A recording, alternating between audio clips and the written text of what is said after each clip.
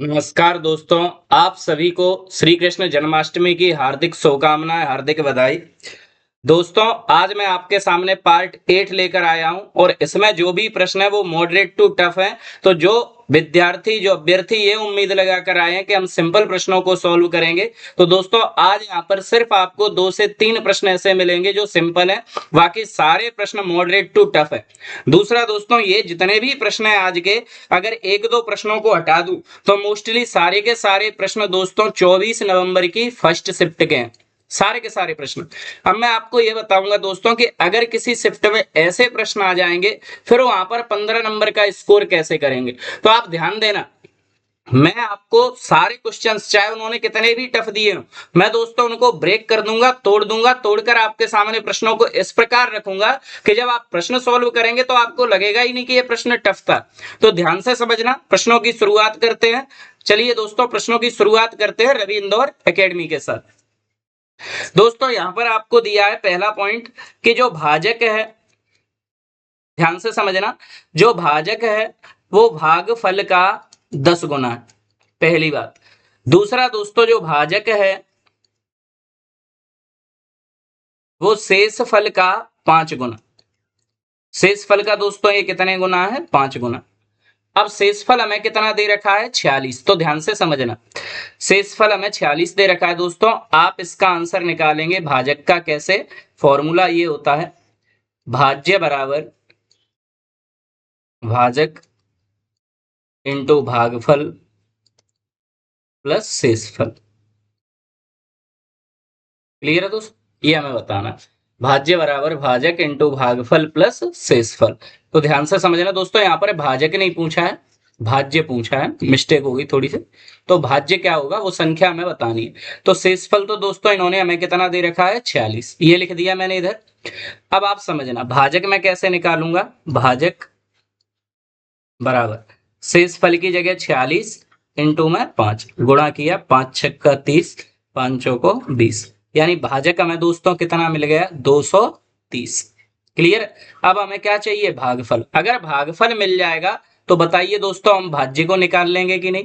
और भागफल हमें कैसे मिलेगा? तो यहां पर रखो, ध्यान से समझना, भाजक अभी हमने निकाला, कितना आया? 230। भागफल हमें चाहिए, ठीक है, यहाँ पर गुणा में क्या लिखा है दोस्तों? 10।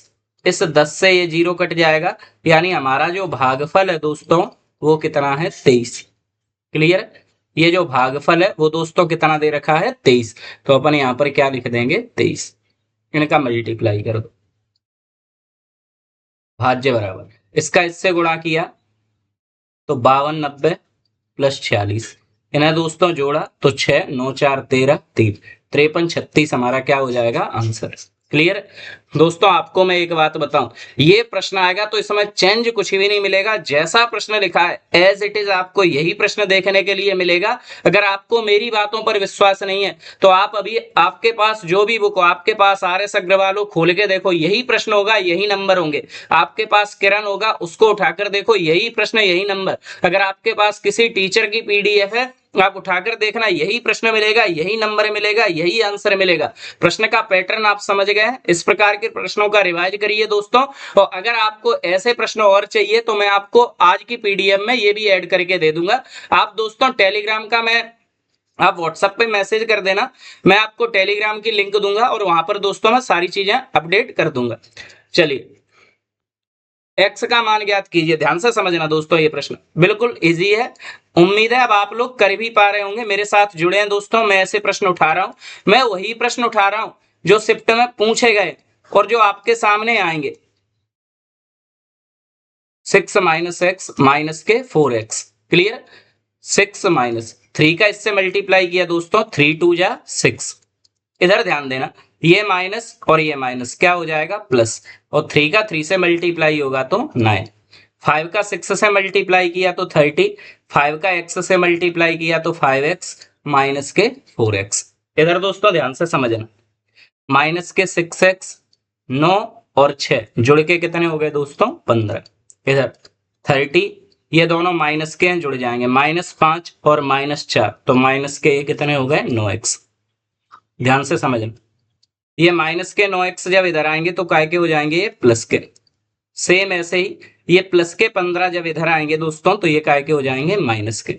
9 में से 6 गया तो 3x, 30 में से 15 गया तो 15, यानी x की वैल्यू कितनी है दोस्तों 15/3।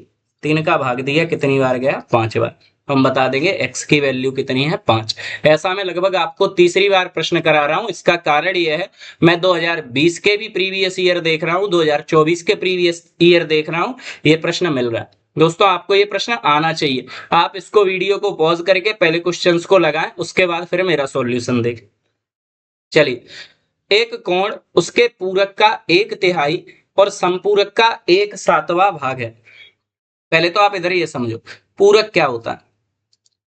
पूरक कोण वो होता है दोस्तों जब दो कोणों का योग कितना हो 180 डिग्री, तो उन दोनों कोणों को एक दूसरे का पूरक कोण बोलते हैं। सॉरी, जब पूरक कोणों का योग दोस्तों कितना होता है 90 डिग्री। जब दो कोणों का योग 90 डिग्री होता है तो पूरक कोण बोलते हैं, और जब दो कोणों का योग 180 डिग्री होता है तो दोस्तों उसे हम बोलते हैं संपूरक कोण। क्लियर?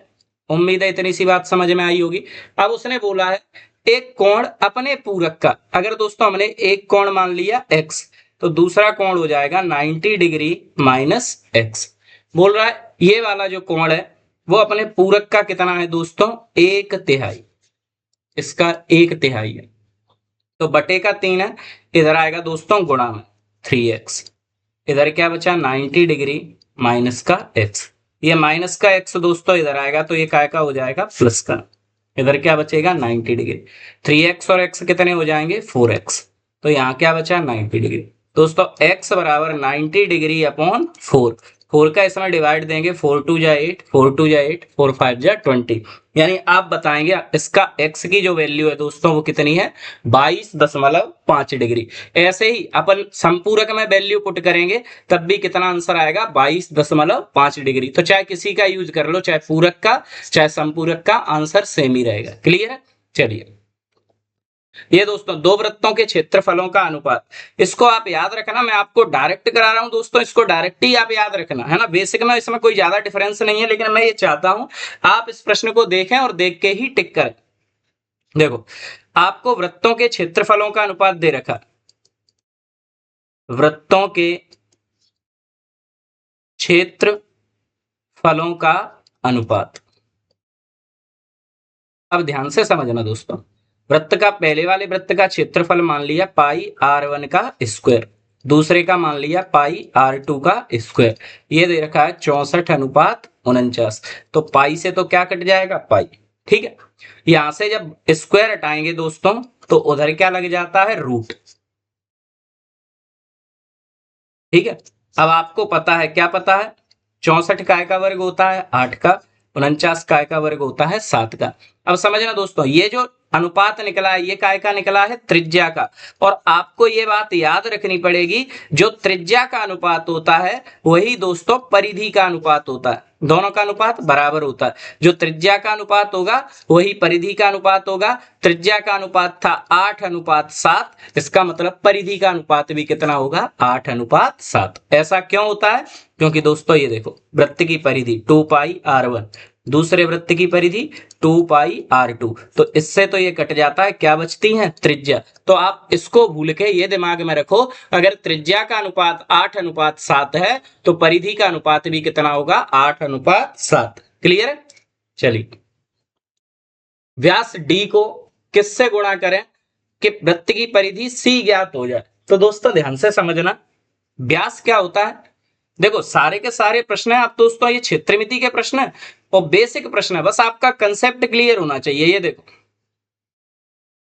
इसको हम बोलते हैं वृत्त का व्यास, और ये क्या होता है दोस्तों, व्यास क्या होता है, ये त्रिज्या और ये त्रिज्या, यानी त्रिज्या का अगर आप डबल कर दोगे तो क्या हो जाता है व्यास, यानी व्यास बराबर होता है 2r। क्लियर है? अब वो बोल रहा है कि अगर हमें परिधि चाहिए, परिधि को c बराबर क्या होता है 2πr, तो वो बोल रहा है d को काय से गुणा करें। तो समझना दोस्तों, c बराबर 2r, 2r को हम क्या लिख सकते हैं d, तो यहां पर बचा क्या पाई। ये देखो जो व्यास है वो त्रिज्या का कैसा होता है, 2 गुना। तो 2 पाई आर, पाई की जगह तो पाई लिखा है, 2 आर को हम क्या लिख सकते हैं, डी। और बोलो दोस्तों, वो बोल रहा है डी को काय से गुणा करें, तो डी को गुणा करेंगे पाई से, और पाई की वैल्यू कितनी होती है, 22/7। यही हमारा क्या हो जाएगा, आंसर। उम्मीद है दोस्तों आपकी समझ में आ रहा होगा। जो वृत्त का व्यास होता है दोस्तों, वो त्रिज्या का कितना होता है, 2 गुना, यानी 2r बराबर काय के होता है, व्यास के। और वृत्त की परिधि होती है 2 पाई आर, तो 2r की जगह तो दोस्तों हम क्या लिखेंगे, d। बचा क्या हमारे पास, पाई। पाई को हम क्या लिखेंगे, 22/7। क्लियर है। चलिए, एक आयत की लंबाई उसकी चौड़ाई की 3 गुनी है। आयत का परिमाप 64 सेंटीमीटर है, तो लंबाई कितनी होगी। बहुत बेसिक सा सवाल है, डेली की डेली करा रहा हूं दोस्तों। आप देख पा रहे हैं प्रश्न आते हैं क्षेत्रमिति से, मैं मना नहीं कर रहा, लेकिन कोई इतना टफ नहीं आता कि जितना आपको बताया जा रहा है ना। हमने मान ली दोस्तों इसकी चौड़ाई कितनी है, x, और लंबाई कितनी है, 3x, क्योंकि जो लंबाई है वो चौड़ाई से 3 गुना है। अगर ये 3x है तो दोस्तों ये भी कितना होगा, 3x। ये x है दोस्तों, तो ये भी कितना होगा, x। अब आयत का परिमाप क्या होता है दोस्तों, सभी भुजाओं का योग। 3x और x, 4x, 4 और 3 7, 7 और 1 8। हमारे हिसाब से परिमाप है 8x, जबकि सवाल में परिमाप दे रखा है 64। 8 से ये कटा एक बार, 8 से दोस्तों ये कटेगा 8 बार, यानी हम बताएंगे भैया x की वैल्यू कितनी है, 8। लेकिन उसने पूछा है लंबाई, तो लंबाई दोस्तों 3 गुना है, यानी 3x है, तो 3 गुणा 8, तो 8 तिया 24। क्लियर है। उम्मीद है दोस्तों समझ में आ रहा है। आप पहले ही वर्ग 3 का प्री क्लियर करके आए हैं, इतनी चीजों को आप बहुत बेसिकली बहुत आराम से समझ सकते हैं। अगर दोस्तों ये सारी चीजें आपके बिल्कुल दिमाग में फिक्स हो रही हैं, तो आप जरूर ही कमेंट में मुझे बताएं सर समझ में आ रहा है, जिससे दोस्तों मैं प्रश्नों का अगर लेवल और बढ़ाना चाहूं तो मैं बढ़ा पाऊंगा। अगर आपको ये चीजें समझ में नहीं आ रही तो पहले मैं आपके दिमाग में ये फिक्स करूंगा, उसके बाद मैं आगे बढ़ाऊंगा। क्लियर हो पा रहा है क्या। अगर आपकी समझ में आ रहा है तो दोस्तों आप जरूर ही कमेंट में मेंशन करेंगे यस सर हमारी समझ में आ रहा है। दोस्तों वीडियो को लाइक करेंगे, अपने दोस्तों के साथ शेयर करेंगे और चैनल को सब्सक्राइब करेंगे, जिससे आपके छोटे भाई या बड़े भाई की हेल्प हो। चलिए, ये दोस्तों आयु के समय 3 प्रश्न थे, तीसरा सिंपल था तो मैंने हटा दिया है, केवल 2 प्रश्न उठाए आपके सामने। गरिमा 10 वर्ष की है, आकृति गरिमा की आयु के 2 गुने से 2 वर्ष बड़ी है। चलो देखो, गरिमा कितने वर्ष की है, 10 वर्ष की। ये दोस्तों गरिमा कितने वर्ष की है, 10 वर्ष की। आकृति है वो गरिमा की आयु के 2 गुने से कितना ज्यादा है, 2, तो 10 दूनी 20, 20 में आप 2 जोड़ दोगे दोस्तों, तो बताओ कितना आंसर हो जाएगा, 22। क्लियर। जो हटाया था वो इससे भी सरल था। ये दोस्तों प्रश्न को थोड़ा ध्यान से देख लो। ए बी से 16 वर्ष बड़ा है, परंतु बी की आधी उम्र है, वो ए की 1/3 उम्र के बराबर है। बहुत अच्छा प्रश्न, ध्यान से समझना। ये उसने बोला है ए है वो बी से कितना बड़ा है, 16 वर्ष। बस दोस्तों पूरा प्रश्न हो गया। अगर आपने दूसरी इक्वेशन बना ली, दूसरी इक्वेशन में बोला है बी की आधी उम्र ए की 1/3 उम्र के बराबर है, तो ये मैंने लिख दिया बी की आधी उम्र ए की 1/3 उम्र के बराबर है। दोस्तों याद रखना, अगर ए के नीचे 3 लिखा है तो इसका मतलब ए का अनुपात कितना होगा, 3, और बी के नीचे अगर 2 लिखा है तो बी का अनुपात कितना होगा, 2, यानी ए अनुपात बी कितना हो गया, 3:2। ध्यान से समझना, अनुपात हटाएंगे तो ये 3x और ये दोस्तों कितना हो जाएगा, 2x। क्लियर। इन दोनों का अंतर 3x - 2x, बताओ मैं कितना दिया है, 16। 3x में से 2x गए तो x, x की वैल्यू कितनी है हमारे पास, 16। उसने बोला है उनकी वर्तमान उम्र ज्ञात करो, तो 16 का अगर इसमें गुणा करोगे, 16 तिया 48, यानी ए की उम्र कितनी है, 48। इधर गुणा करोगे दोस्तों तो 16 दूनी 32, यानी बी की उम्र कितनी है, 32। उम्मीद है दोस्तों दोनों ही आयु के प्रश्न समझ में आए होंगे। आयु के प्रश्न 5 टॉपिकों से आते हैं दोस्तों, मैं 5 टॉपिक आपको करा दूंगा। आपके लिए कंटेंट बहुत अच्छे से तैयार हो रहा है। बस दोस्तों आप तो इतना कमेंट में मुझे बताते जाओ कि सर हमारी समझ में आ रहा है, हमारी समझ में नहीं आ रहा। अगर दोस्तों समझ में आ रहा है और अच्छे से आ रहा है तो प्लीज आप कमेंट में जरूर ही मेंशन करें, जिससे मैं आपके लिए प्रश्नों का स्तर बढ़ाऊं, प्रश्नों का लेवल बढ़ाऊं और प्रश्नों की दोस्तों संख्या भी बढ़ाऊं। कम से कम 20 प्रश्न आपके लिए लेकर आऊं। चलिए, ये दोस्तों तीसरा प्रश्न है। ये ये मैंने डाल दिया है प्रश्न, शायद मैंने इसको स्किप किया था लेकिन वो रह गया है दोस्तों। वर्तमान में ए बी से 15 वर्ष बड़ा है, 5 वर्ष बाद बी की आयु 10 वर्ष होगी। ध्यान से समझना। अभी ए, पहले दोस्तों आप इसको खुद से करो क्योंकि मैं इसको स्किप करने वाला था लेकिन वो प्रश्न रह गया, चलो कोई दिक्कत नहीं। पहले आप इसे खुद बनाओ, देखो क्या आंसर बन रहा है, फिर मेरा आंसर देखो, ठीक है। ए बी से 15 वर्ष बड़ा है, ये इन्होंने पहली बात बोली। फिर उन्होंने बोला दोस्तों 5 वर्ष बाद बी की उम्र 10 वर्ष होगी। कितने वर्ष बाद दोस्तों? 5 वर्ष बाद बी की जो उम्र है वो कितनी हो जाएगी? 10 वर्ष। यानी बी अभी कितने का है? अगर ये 5 साल बाद 10 का होगा तो दोस्तों आज ये 5 साल का है, अभी 5 का है, जब 5 में हम 5 जोड़ेंगे तभी तो 5 साल बाद 10 का होगा। समझ में आ रही है बात? तो अभी ये कितने का है? 5 का। अब उसने बोला है जो ए है वो बी से कितने वर्ष बड़ा है? 15। अगर ये 5 का है और ये इससे 15 साल बड़ा है तो ये कितने का होगा दोस्तों? 20 का। उम्मीद है पूरा प्रश्न आपकी समझ में आया होगा, नहीं आया एक बार फिर से समझा रहा हूं, ध्यान देना। ए बी से 15 वर्ष बड़ा है और जो बी है दोस्तों वो 5 साल बाद 10 का हो जाएगा। अगर 5 साल बाद 10 का हो रहा है तो वो आज कितने का है? 5 का। और ए इससे कितने वर्ष बड़ा है? 15। तो 5 से 15 बड़ा है यानी ए कितने का है? 20 का। क्लियर है? चलिए, ये दोस्तों ये मैंने इसलिए उठाया है क्योंकि रेशियो के इसी शिफ्ट में 2 प्रश्न थे और दोनों ही बहुत सरल थे, लेकिन मैंने उठा इसलिए लिया है, चाहे सरल हो, चाहे मॉडरेट हो, चाहे टफ हो। प्रश्न मैं आपको हर एक वो प्रश्न कराऊंगा जो आपको एग्जाम में मिलेगा। आप ऐसा नहीं बोल पाएंगे जब आप एग्जाम दे के आएंगे कि हमने रवि सर से पढ़ा, मैं 15 क्या मुझसे 5 प्रश्न भी नहीं बने।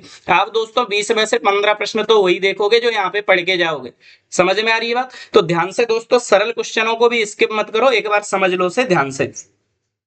क्या लिखा है? 49 मीटर से अनुपात बताइए 6300 मीटर का। तो दोस्तों 6300 सेंटीमीटर का। क्लियर? तो दोस्तों हमें पता है 1 मीटर में कितने सेंटीमीटर होते हैं? 100। यहां पर 6300 सेंटीमीटर। पहले तो सेंटीमीटर से सेंटीमीटर काट दो, 2 जीरो से 2 जीरो काट दो। 7 से ये दोस्तों कितनी बार कटेगा? 7 बार। 7 से दोस्तों ये कितनी बार कटेगा? 9 बार। तो हमारा आंसर क्या हो जाएगा? 7:9। क्लियर? क्लियर? दूसरा जो प्रश्न था दोस्तों वो ऐसा था कि महीने के दिनों का दिनों से हमें अनुपात बताना था, ऐसे कुछ 8 महीनों का 75 दिनों से। क्लियर? तो दोस्तों ऐसा कुछ था, वो भी बहुत सिंपल था इसलिए स्किप किया।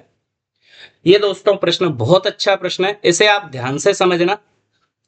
पहले आप देखो कि आपसे ये प्रश्न बन रहा है क्योंकि इसमें घातांक करड़ी भी मिक्स है और साथ में अलजेब्रा भी मिक्स है, और मैं आपको ये प्रश्न ऐसे करा दूंगा दोस्तों जैसे कोई 5th क्लास का बच्चा कर रहा है। बस आप ध्यान से समझते रहना मेरे साथ। इसमें हो क्या रहा है पहले इसको सॉल्व करते हैं, इस वाले पोर्शन को ध्यान दीजिए।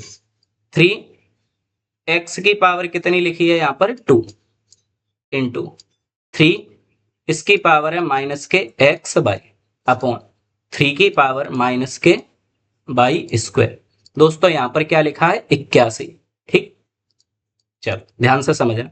जब आधार समान होते हैं तो गुणा में घातें दोस्तों क्या होती हैं? जुड़ती हैं। तो इन्हें जोड़ दो, एक्स स्क्वायर प्लस माइनस के एक्स बाई, और दोस्तों भाग की जो घात है वो अगर माइनस की है तो ऊपर जाके काय की हो जाती है? प्लस की, और प्लस की हो तो ऊपर जाके काय की हो जाती है? माइनस की। इधर ध्यान से समझना, ये 81 है, इसको मैं लिखूंगा 3 की घात 4। कैसे? इधर देखो, ये 81 है, 3 से भाग दिया 27 बार, 3 से भाग दिया 9 बार, 3 से भाग दिया 3 बार, 3 से भाग दिया 1 बार, यानी 3 3 के कितने जोड़े बने दोस्तों? 1 2 3 4। इसलिए मैंने इसे लिखा 3 की घात 4। उम्मीद है दोस्तों ये आपकी समझ में आया होगा। अब यहां से ध्यान दो, यहां से आधार तो दोस्तों दोनों के समान है, यानी आपको वैल्यू मिली x square minus x y plus y square बराबर 4। क्लियर? चलो अब इस पोर्शन पे आ जाओ। बहुत सिंपल है दोस्तों, मैं समझा रहा हूं इसलिए समय लग रहा है। यहां पर ध्यान दो, अभी मैंने आपको समझाया था जब आधार कैसे होते हैं? समान, और भाग लगाओ दोस्तों तो आप बताओ माइनस की वैल्यू ऊपर पहुंच के काय की हो जाती है? प्लस की। ये हो गई, ये 256 है दोस्तों। जैसे मैंने 81 को सॉल्व किया था वैसे ही आप किसको सॉल्व करेंगे? 256 को। तो आपको पता चलेगा ये है 2 की घात 8। क्लियर। तो x cube plus y cube बराबर हमें कितना मिल गया दोस्तों 8, क्योंकि आधार तो समान था। अब तीसरे पॉइंट को समझो, और सबसे जरूरी दोस्तों यही है, क्या है ध्यान से समझना। ये फॉर्मूला आप जहां कहीं भी हो दोस्तों नोट कर लेना, वर्ग 3 के मेंस में ये फॉर्मूला आपको 100% मिलेगा, किसी ना किसी बच्चे की शिफ्ट में जरूरी आएगा। फॉर्मूला क्या है ध्यान देना इधर, एक्स प्लस बाई का x cube plus y cube, ये दोस्तों formula x cube plus y cube, ये होता है एक्स प्लस वाई ब्रैकेट में x square minus x y plus के वाई स्क्वायर। ठीक है, x cube plus y cube की वैल्यू हमारे पास कितनी है 8, एक्स प्लस वाई की वैल्यू मुझे चाहिए, यहाँ पर x square minus x y plus y square की वैल्यू कितनी थी हमारे पास 4। तो दोस्तों ये 4 से बताओ ये 8 कितनी बार कटेगा 2 बार, यानी x प्लस वाई की वैल्यू कितनी है 2, यही हमारा आंसर है। दोस्तों उम्मीद है आपकी समझ में आया होगा, प्रश्न नहीं आया हो आप फिर से देखना, घातांक करड़ी को इसके साथ इन्होंने मिक्स किया। आप इस फॉर्मूले को याद करना, मैं ऐसा प्रश्न फिर से लेकर आऊंगा, और जब दोबारा कराऊंगा दोस्तों तो इतना समय नहीं लगेगा, मैं आपको डायरेक्ट बताऊंगा। मैंने अभी सिर्फ आपको बेसिक समझाया है, मैंने आपको बताया कि प्रश्न को करने का तरीका यह है। मैं आपके लिए जब रैपिड फास्ट इसका रिवाइज लेकर आऊंगा दोस्तों, तो ऐसे प्रश्नों को आप इतनी स्पीड में करेंगे, बस आपको सिर्फ ये फॉर्मूला याद होना चाहिए, ये तो दोस्तों करना पड़ेगा। अगर आप इस फॉर्मूले को याद रखेंगे, मैं इस प्रश्न को स्पीड से कराऊंगा, समझ में भी आएगा, ऐसा नहीं कि समझ में नहीं आए, प्रश्न समझ में आएगा। अभी आप इसे नोट करो अच्छे से दोस्तों, इसे लिख लो, फॉर्मूले को इसको नोट कर लो। चलिए, और पीडीएफ चाहिए दोस्तों इसकी, तो आप इस नंबर पे मुझे मैसेज कर देना, मैं आपको पीडीएफ सेंड कर दूंगा। बिल्कुल भी मत सोचो, फ्री में पीडीएफ अवेलेबल है, जो अभ्यर्थी मुझसे जुड़े हैं उन्हें पता है, इसका कोई भी चार्ज नहीं है। हाँ, लेकिन जब मैं फ्री होऊंगा, जब मेरे पास समय होगा, मैं आपको दोस्तों पीडीएफ भेजूंगा। ये दोस्तों प्रश्न है, एक ही शिफ्ट के ये सारे प्रश्न है, कोई प्रश्न ऐसा नहीं कि मैंने किसी दूसरी शिफ्ट से उठा लिया, सारे प्रश्न एक ही शिफ्ट के हैं, ध्यान से समझना। और ये दोस्तों बहुत सिंपल प्रश्न है, देखने में ऐसा लग रहा है पता नहीं कितना कठिन होगा, इधर देखो ये, और दोस्तों इधर मैं दोनों को अलग अलग लिख रहा हूं, जी एक्स की वैल्यू दे रखी है x cube minus 3x plus 1। ठीक है, चलो एफ का उसने बोला है दोस्तों F1 ज्ञात करो। F1 का मतलब पता है, समझ रहे हैं आप क्या है? F1 का मतलब है कि जहां जहां x लिखा है दोस्तों वहां पर क्या लिख दो आप 1, ये था इसका मतलब। अब देखो कितना सरल सवाल है दोस्तों, 2 इंटू 1 का स्क्वायर कितना होगा 1, ये दोस्तों -1 प्लस 1 तो कट ही जाएंगे, तो F1 2 1 जा 2, ये मिला। अब जी एक्स में आ जाओ दोस्तों, तो बोल रहा है एक्स की जगह -1 लिखो, तो ये -1 लिख दिए, ये -1 का क्यूब माइनस के 3 इंटू माइनस के 1 प्लस के 1, ध्यान से समझना, जी -1 -1 का क्यूब है दोस्तों, तो क्या आएगा -1, 3 1 जा 3, माइनस और माइनस क्या होगा प्लस, यहाँ पर प्लस का 1, इससे दोस्तों ये क्या हो जाएगा कट जाएगा, यानी g -1 की वैल्यू हमें कितनी मिल गई 3। उसने आपसे बोला है कि F1 और g -1 को क्या कर दो जोड़ दो, तो दोस्तों इन्हें जोड़ दो, इसकी वैल्यू 2 है, इसकी वैल्यू 3 है, आंसर कितना है 5। ऐसा प्रश्न आपको मिलेगा 100% मिलेगा दोस्तों, एक आध परसेंट नहीं 100% प्रश्न मिलेगा। आपको क्या करना है, बस x की जगह F1 बोला है तो दोस्तों 1 रख दो, -1 बोला है तो -1 रख दो, 2 बोले तो 2 रख दो, क्लियर। इससे ज्यादा दोस्तों प्रश्न आपको टफ दे ही नहीं सकता, इनकी ये आखिरी उम्मीद है दोस्तों, इससे ज्यादा टफ आपको प्रश्न देगा नहीं। और प्रश्न चाहे कितना भी टफ दे, आप रवि सर के यहाँ पढ़कर प्रश्न को जरूरी जाएंगे। अगर दोस्तों समझ में आ रहा है, आपको लग रहा है कि मैं मेहनत कर रहा हूं, तो दोस्तों लाइक रुकनी नहीं चाहिए, शेयर रुकने नहीं चाहिए, अपने दोस्तों के साथ लगातार शेयर करते रहे। ये दोस्तों प्रश्न एक ही शिफ्ट का प्रश्न है 84, ये दोस्तों 10 का स्क्वायर बोलो कितना होगा 100, इधर 10 का 4 से मल्टीप्लाई किया 40 प्लस 60, दोनों का गुणनफल ज्ञात करना था तो बीच में गुणा लगाया, 584 में से 100 जाएंगे दोस्तों तो कितना बचेगा 484 इंटू 40 और 60 को जोड़ेंगे तो 100।